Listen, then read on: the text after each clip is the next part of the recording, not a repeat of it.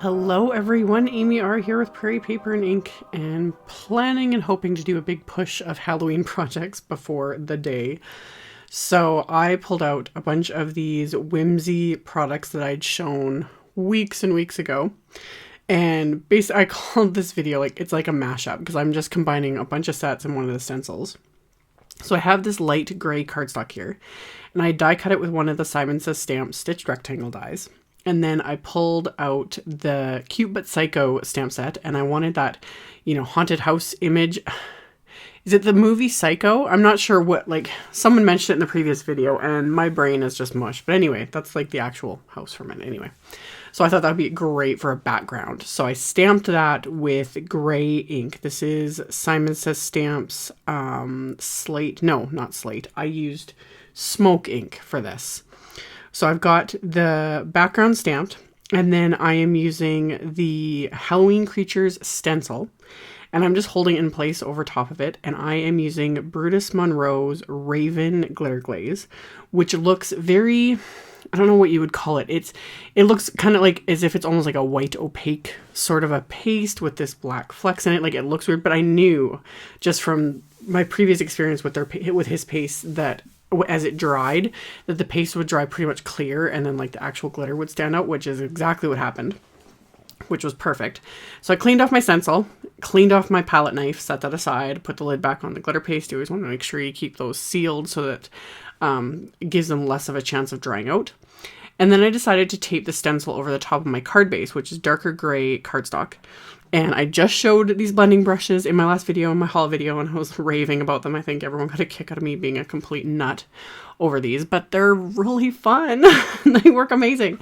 So I use one of the smaller ones to blend over because this part of the stencil is very small. Like a regular, sponge or anything, I would have a bit of a harder time picking up the detail.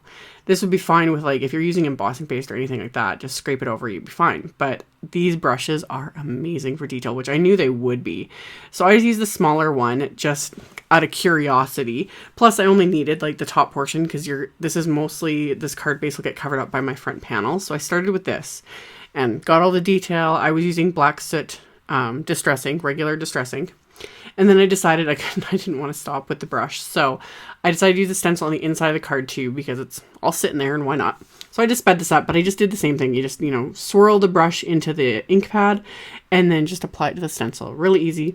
When I was done, I wiped this onto a baby wipe. I've found though, and I'll show in another upcoming video because I'm still playing with these brushes, that what works really well for me is I'll wipe on a baby wipe, but then I'll wipe on my microfiber cloth that I like to use. That really seems to kind of, clean them well enough. They'll get stained. I don't care. But, I just want to make sure that the next time I go and use that brush, I don't get, black ink into the next thing. So did all that, wiped off my stencil. And then for the little main images here, I'm also using the Whimsy stamps. I'm using the You're My Boo and the Halloweeners stamp sets. And I've got all these images laid out. This is just a scrap of Neenah Classic Crest Solar White 80-pound cardstock. And I am stamping these images with MFT's Extreme Black ink, which is a Copic friendly ink.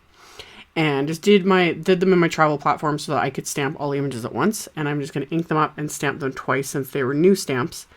And get them all stamped. Once they're stamped, I'm going to color these in with Copic markers. Really, really simple, quick and easy coloring. I've said this before. Ghosts and mummies are kind of my favorite Halloween creatures for cards because they're the easiest to color. But really, all these images were super easy. But yeah, in the scheme of just critters, animals, anything when it comes to coloring, I like penguins and polar bears and snowmen, ghosts, mummies.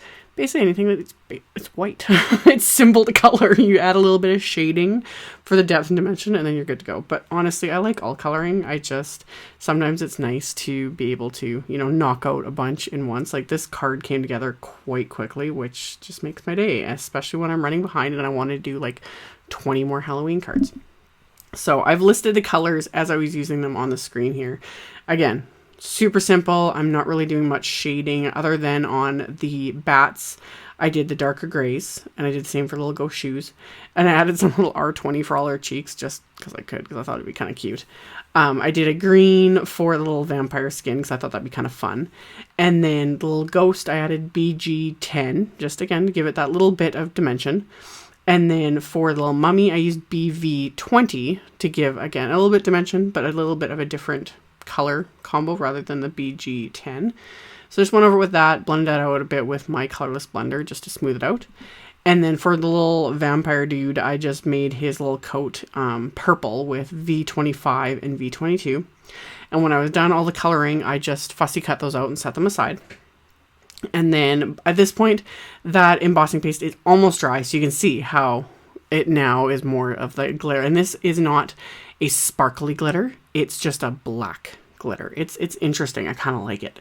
So it's kind of perfect for these bats. So I'm being careful here because it's not fully dry, but I stamped the large Halloween stamp with clear embossing ink.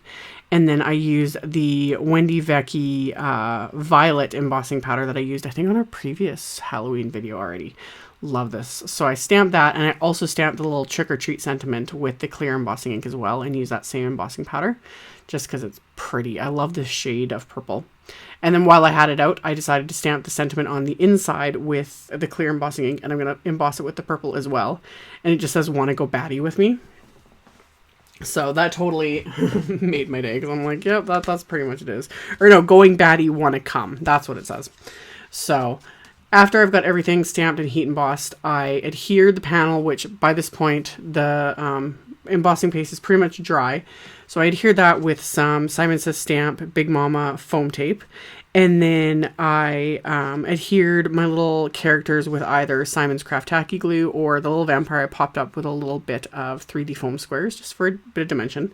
And I just love how it looks like he's kind of like raising his eyebrow at these bats. Like, how dare they fly out of the house, you know? So I adhered those, and then I adhered the little bats on the inside where it says, "Going batty, wanna come?" And that finished off this card. Really fun and just adorable, really.